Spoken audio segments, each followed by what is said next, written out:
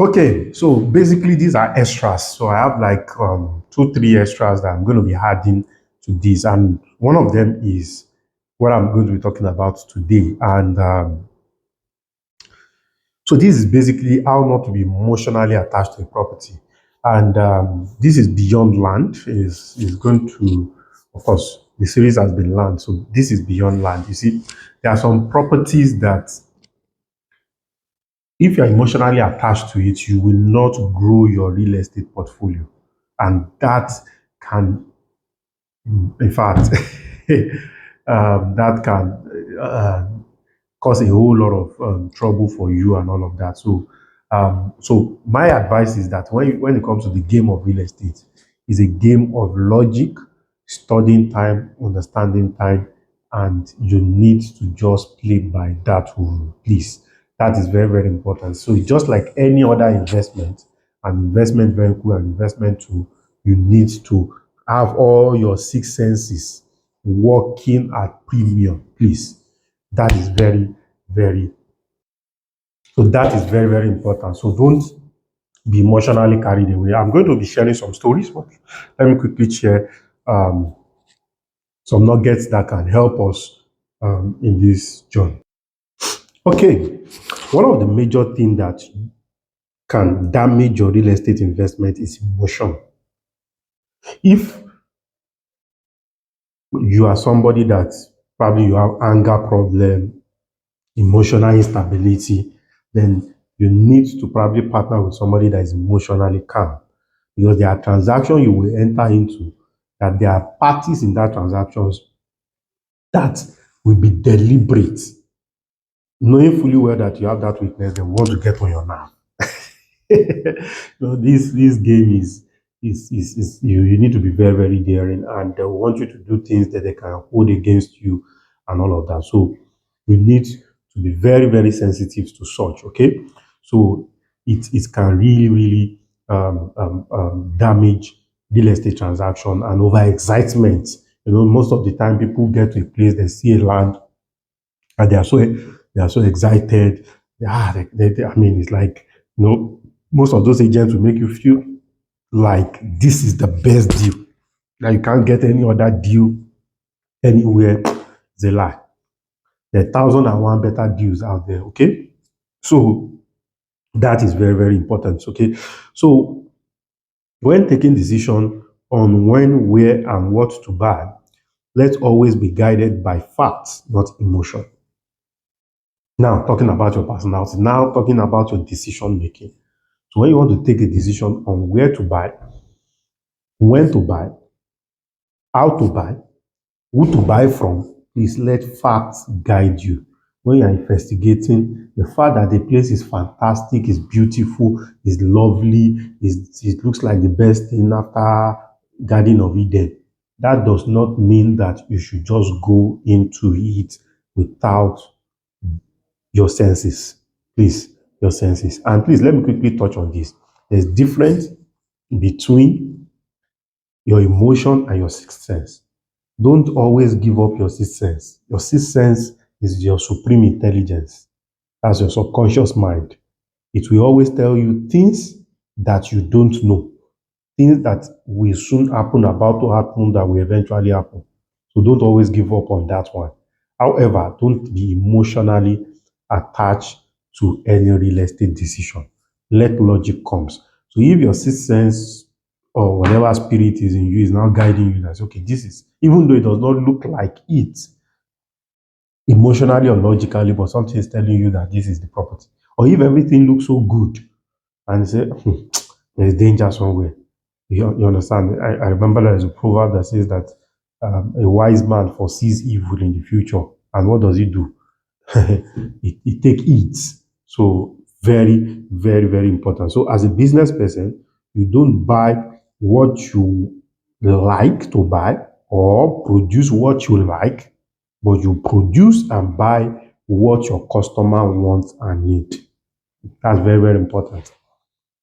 So because at the end of the day, if okay, I'm doing land, buying land because of land banking and all of those things, I tell you, I tell people, see, It's not because you like a place. There are so many places that we are selling today that I don't like. I will never live there.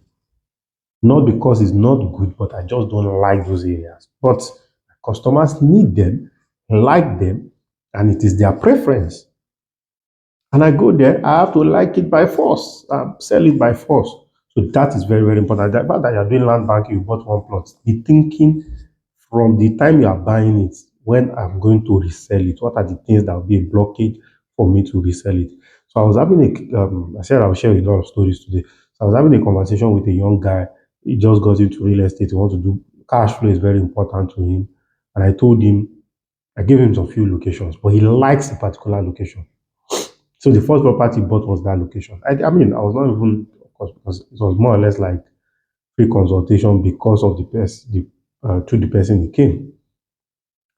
And of recent, I advised him, took my time. I just like I said, see, this guy, I think he needs to get his fingers burnt first before he will appreciate the effort that I'm putting in for him and all of those things. So I just kept quiet. He went to buy another place.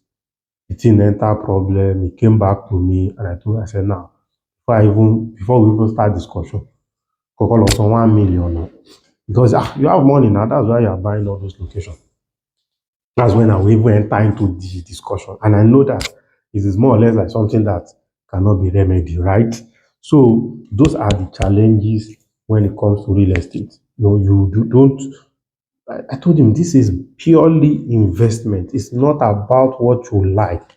If it's place you want to stay, then buy what you like. But if it's something that is for future capital accumulation or rental cash flow, my brother, it's about the statistics. So that's very, very important. So you need to have a checklist and criteria of things that must, for instance, now, there are criteria of things. So if I'm going to buy a land now, there are things I look at. Does it have access road? Is it free from government? Which family is selling for me to me? Hope it's not one family. I'm always scared of, oh, it's just one person that owns all this land. Who are the representative of the family? Are they young? Are they old? I always want all those details. So does it fit my checklist? So you have checklist. So at the end of the day, all the checklists might not tick, but you look at it as okay. If it passed 75, maybe, but there are some that it must pass. Maybe like out of your 10 checklist, that you're like maybe your top three that this must not, I can't joke with this. The rest, okay, maybe in a way I can still joke with, okay? And most of the time, people, because of scarcity of some of this property, people will just go into it without doing proper things, okay? So, and these things must fit your objective question. So, okay, now, you want to go and buy something. By the time you get home, you should be able to say, okay, we bought a good product. So, what is your definition of a good product? So, these are ways that can help you to quench your emotional stuff, okay? Then again, is that you must be self-disciplined and avoid being under pressure. So, you don't buy when you need it. That's another thing. You do not, because see, when it comes to there's always somebody hurry to buy, and there's always somebody always hurry to sell. Whoever is hurry to buy or who is hurry to sell, we always lose. That's the rule of the game. So you can be under pressure, but don't show your desperation. So you can get all those details more in negotiation and all of that. So um, that's very, very, very, very fundamental. So emotion must be set aside. I remember that somebody bought a property one time and he was like, I don't want to sell that place. Blah, blah. I said, see, guy, how many acres do you have there? He said 8. I said, as I'm talking to you, sell 6 and just keep 2. And I told him how he's going to sell the 6. Sell 3 here, 3 here. The 2 should be in the middle. Make sure your own 2 acres is not in the boundary at all. Yeah, that means you want me to sell the corner piece. I said, God, sell it that way.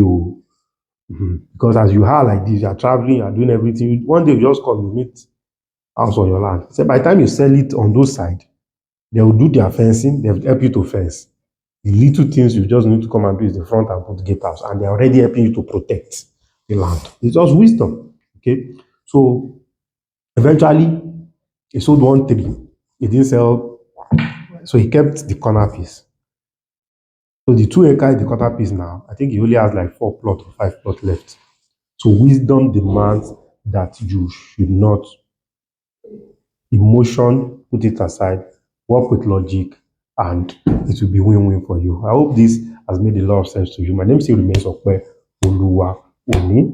So reach out to me, like, subscribe, and share, and let's do business.